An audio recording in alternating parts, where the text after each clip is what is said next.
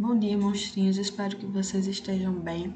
Hoje nós vamos começar a falar sobre Revolução Industrial.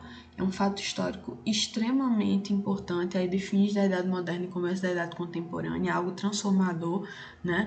O mundo realmente não foi o mesmo depois da Revolução Industrial, principalmente no sentido de produção de bens de consumo, né? De produção em série, né? Hoje, se a gente consome tanto, né? Se a gente tem tantas coisas, mesmo a gente não se considerando rico, né, em função aí desse aumento de produção que a Revolução Industrial causou, tá?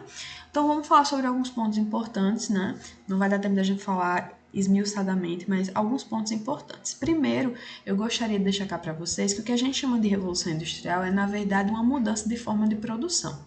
Então a gente tem a forma de produção artesanal, onde o artesão vai ser, vamos dizer assim, o indivíduo mais importante, né? Ele vai saber todas as etapas da produção.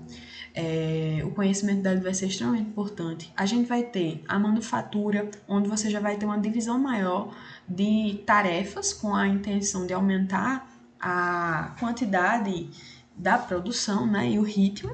E por fim, a forma de produção manufatureira, que é o que a gente chama de revolução industrial. Nessa forma de produção, a personagem principal vai ser a máquina, né? E a mão de obra humana vai se tornando algo secundário, certo?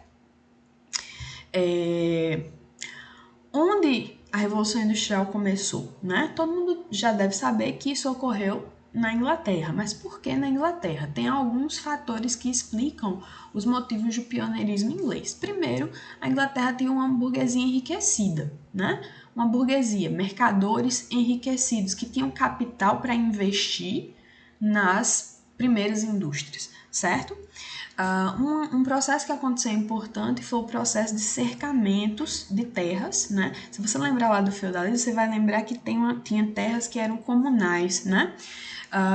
Com o aumento de produção têxtil, com esse comércio muito forte da Inglaterra, têxtil, de tecido, os nobres começaram a perceber que era muito mais vantajoso para eles criar ovelhas, né? Porque a produção aí de lã iria favorecer a produção de tecido, né? Então eles vendiam e ganhavam mais com isso. Foi que começou a acontecer cada vez mais um cercamento de terras, um processo de privatização das terras. Isso acabou, vamos dizer assim, impactando em quem? Nos trabalhadores do campo que agora, excluídos da posse da terra ou do acesso à terra, vão ter que migrar para as cidades e vão constituir aí um exército de mão de obra barata. Isso vai ser bom para quem? Para as indústrias que vão surgir, né? E que vão ter aí mão de obra, vamos dizer assim, à vontade, tá?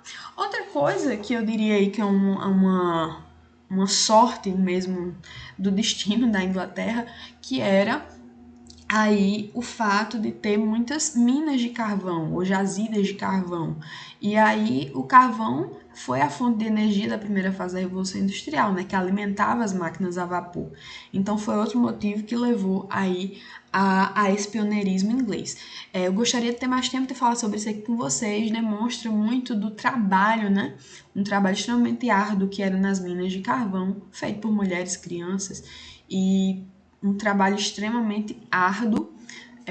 Até hoje, né, o trabalho em Minas é considerado um trabalho extremamente perigoso, né? Alguém deve lembrar que há alguns anos teve um acidente, inclusive numa mina, se eu não me engano, no Chile, né? Que as pessoas ficaram presas durante muito tempo. Né? Continuando aqui, a primeira fase da Revolução Industrial que ocorre na Inglaterra, ela vai ser uma revolução têxtil. Por quê? Porque ela vai basicamente produzir tecido, tá certo? Aí uma imagem que demonstra isso, ok? Para a gente finalizar nossa conversa, o que é importantíssimo a gente falar é sobre as transformações que a Revolução Industrial vai causar aí no mundo do trabalho.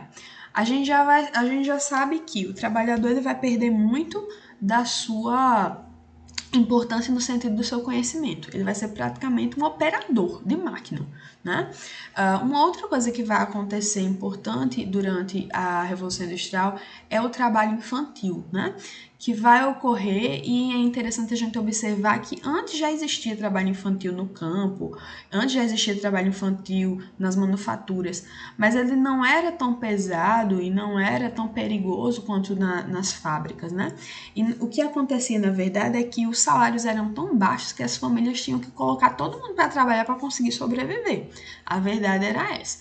E os industriários, a burguesia industrial, pagava menos as mulheres e as crianças. Outra coisa importante é compreender que, com a Revolução Industrial, uma das transformações mais importantes é a questão da formação de duas classes opostas, né, que é a burguesia industrial, os donos das indústrias, e o proletariado, que vão ser os trabalhadores, certo? Em função das revoltas causadas pelas más condições de trabalho, a gente vai ter vários movimentos, né, de revolta desses trabalhadores. O cartismo vai ser um movimento mais diplomático, né, vamos dizer assim, porque eles tentavam mudanças através de uma forma diplomática, pedindo isso de forma formal, mas a gente vai ter também uma forma um pouco mais violenta, que é o chamado ludismo, né? Que é onde os operários vão basicamente quebrar realmente as máquinas, observando nelas o grande mal, né? Que estava fazendo com que eles perdessem seus empregos. Aqui é um momento também que o socialismo científico de Karl Marx, né? Que vocês veem em sociologia, vai passar a ser importantíssimo para a luta operária, né? O socialismo vai pregar aí a ideia de uma sociedade mais justa e, obviamente, a classe operária vai estar de olho nisso porque vivia numa situação extremamente injusta, tá certo? Por hoje a gente fica aqui. Eu espero que vocês tenham entendido alguma coisa. Até a próxima.